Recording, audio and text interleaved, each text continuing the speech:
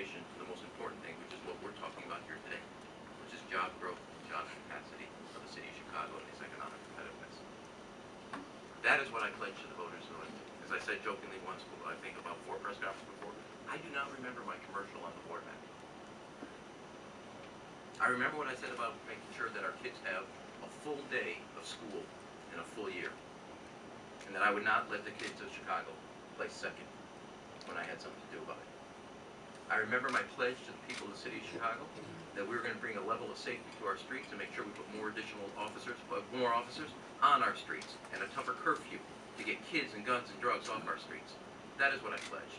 And I said we were going to make the tough choices to get our finances in order, which we have done with our budget, making the fundamental reforms of the government that have been made in over 20 years.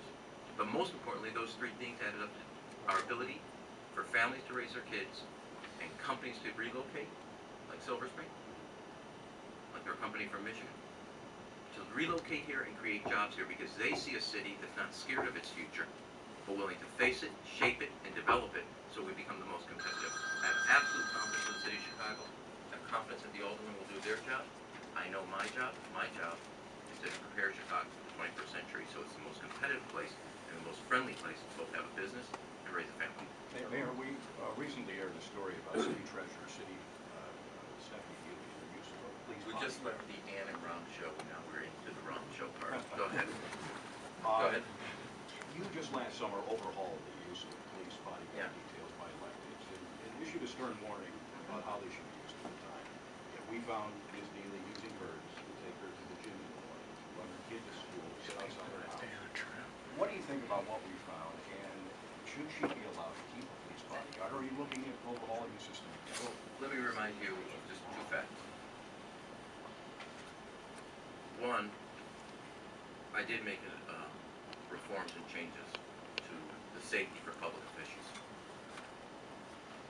It's resulted in somewhere around $650,000 to $800,000 in savings annually.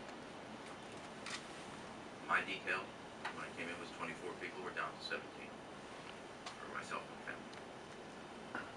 As you know, for Chairman Burke, we eliminated his active duty police, and now he has security people, but not police. Stephanie Neely's was reduced by 50% from 2 to 1. We made changes to Mayor Daley's. So we dealt with them. When we took it all out, it's somewhere between 14 or 16.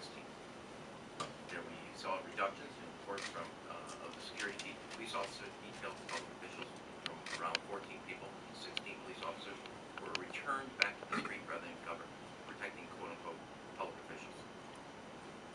Back to our neighborhoods, back to our streets. And the taxpayers will also see a savings of somewhere between around $750,000 annually. And I said to everybody, as appropriately, they're here to protect you because you're a public official. That is their responsibility. And then any other questions or any part of your question that needs answering, the treasurer should answer. My view was I wanted to see reductions, which we did. I wanted to return those officers that could part of, as I said, not only the back office, we took them out of the back office, put them onto the street. We took them from the city hall, put them onto our neighborhoods and our streets. We took them all away from public officials, put them back to our neighborhoods and streets. And the taxpayers saw the savings. They're there to do a job. That's the job they should do.